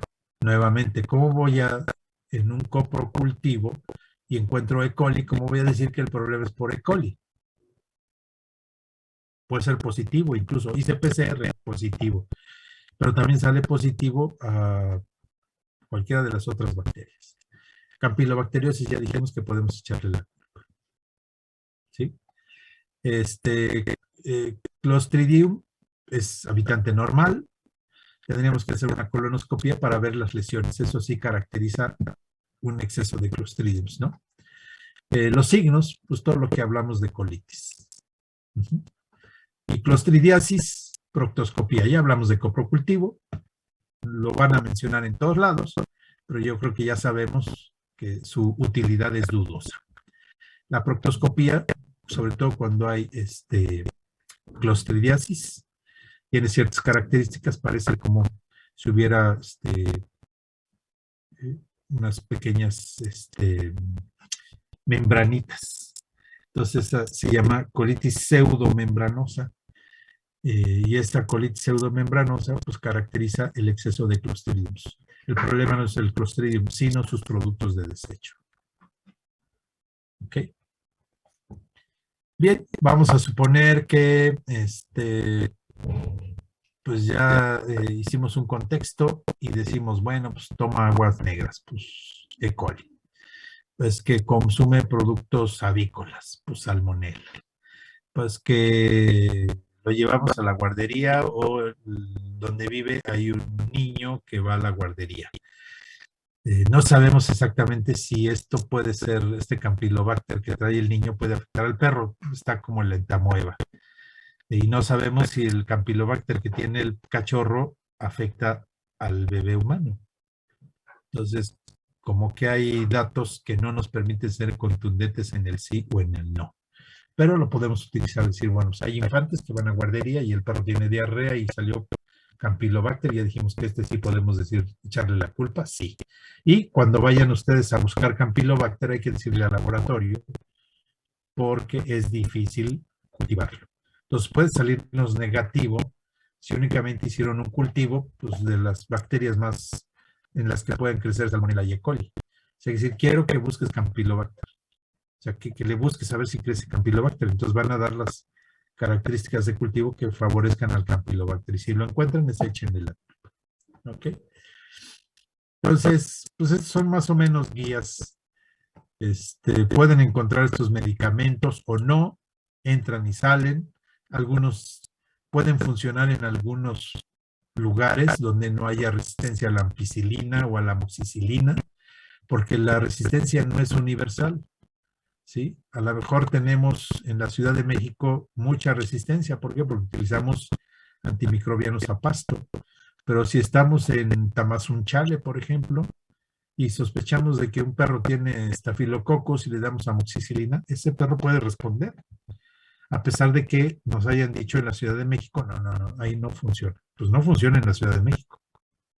Pero a lo mejor en Tamazunchale pues han utilizado otro tipo de, a lo mejor, quinolonas, ¿verdad? Y esas bacterias son más resistentes a la quinolona que a la amoxicilina. Entonces, la resistencia está directamente relacionada con la exposición de las bacterias a un cierto antimicrobiano y que haya habido sobrevivientes de esas bacterias. Las descendientes inmediatas de esa bacteria que sobrevivió al efecto de la amoxicilina ya tiene la información para resistir la amoxicilina. Entonces, no es universal la resistencia, ¿sí? Es donde haya estado en contacto esa bacteria con el antimicrobiano. Bien. Pero Sí. esos artículos que dicen, hablan de la bacteria y dicen resistente a todos esos antibióticos, no le hacemos caso. No es que no les hagas caso. ¿Dónde estás? Ok. ¿Sí me refiero? ¿Sí Sí, entiendes ya. lo que digo? Sí. O sea, ¿dónde estás? O sea, es muy probable que los discos para determinar la sensibilidad pues no sean los mismos en la Ciudad de México que en Tijuana. Puede ser. Ajá. Pero ya les dije, o sea, si tú tienes un representante médico muy activo de los que venden cefalosporina, y la cefalosporina la estamos utilizando mucho en la Ciudad de México, pues te van a salir aquí resistente a la cefalosporina, ¿verdad? Pero si te fuiste a Ensenada y en Ensenada no hay un representante de laboratorio que esté promocionando cefalosporina, pero utilizas amoxicilina, pues bueno, o sea, ¿dónde le vas a hacer caso? Pues en el lugar donde estés, ¿no? Si aquí en la Ciudad de México te dice que tu agente, que tu bacteria es resistente a amoxicilina, pues le harás caso en la Ciudad de México. Pero si te vas a trabajar en Ensenada, no puedes decir que las bacterias de Ensenada son resistentes a la amoxicilina, porque a lo mejor no estuvieron en contacto con la amoxicilina. Va a depender de la experiencia que tenga esa bacteria en contacto con un agente antimicrobiano. Por eso al principio todos son efectivos, ¿no? O sea, si ven películas de los años 30 y de esas de blanco y negro, donde se está muriendo una persona, ¿verdad? Y llega el doctor y dice, le voy a aplicar este medicamento que, pues, si no se salva, si este medicamento no lo salva, pues se va a morir. Probablemente se están refiriendo a un antimicrobiano, ¿verdad? Porque son neumonías y cosas de ese tipo. O sea, probablemente penicilina. Entonces ponen el medicamento y ya cierran la imagen, porque es de noche, ¿verdad? ¿Y cómo sabemos que se salvó la persona? ¿Cuál es la imagen así de que se salvó? Se escuchan los pajaritos, entra el sol y el güey ya está bien puesto. Esas respuestas eran ciertas. ¿Por qué? Pues porque las bacterias no tenían experiencia contra la penicilina. Y las curaciones eran milagrosas, eran de una noche para el día siguiente ya estabas, pero perfecto. Actualmente esas cosas ya no se dan a menos que sea un nuevo antimicrobiano. Pues no es que no les hagan caso, ¿sí? Otra cosa también tienen que ver, de pronto, por ejemplo, un laboratorio compra 10,000 discos para determinar susceptibilidad. Híjole, y esos discos le duran para 5 años, ¿verdad? Y si son cuidadosos ustedes, si se fijan, muchas veces en la determinación de susceptibilidad vienen antimicrobianos que ya ni están en el mercado. Entonces también se vale que le digamos, oye, me haces un cultivo de antibiograma y susceptibilidad, pero quiero antimicrobianos actualizados, ¿eh?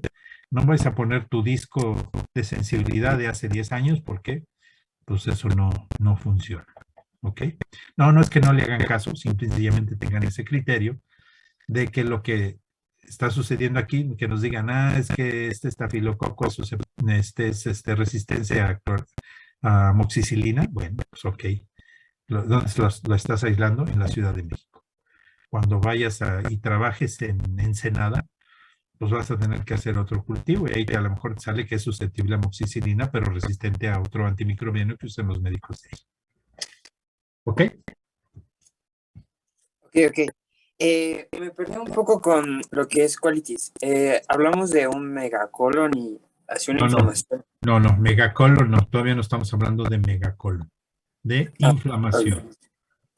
Inflamación del colon. ¿Y eso cómo sabemos que tiene colitis un perro? Tú dime. ¿Le palpo el abdomen? No. O sea, te vas a palpar y que a la palpación que vas a encontrar probablemente gas y dolor. las asas. Pero desde fuera, ¿cómo vas a ver que el perro tiene colitis? Ya lo dijimos. Diarrea de poco volumen, mucho colon, hematoquesia, colitis. Ok. Y ya después ahí tendrás que buscar cuál es la etiología. Ok, ya capté. Gracias. Bueno, aquí le dejamos para seguir con adelante. Y creo que nos los he mandado la liga.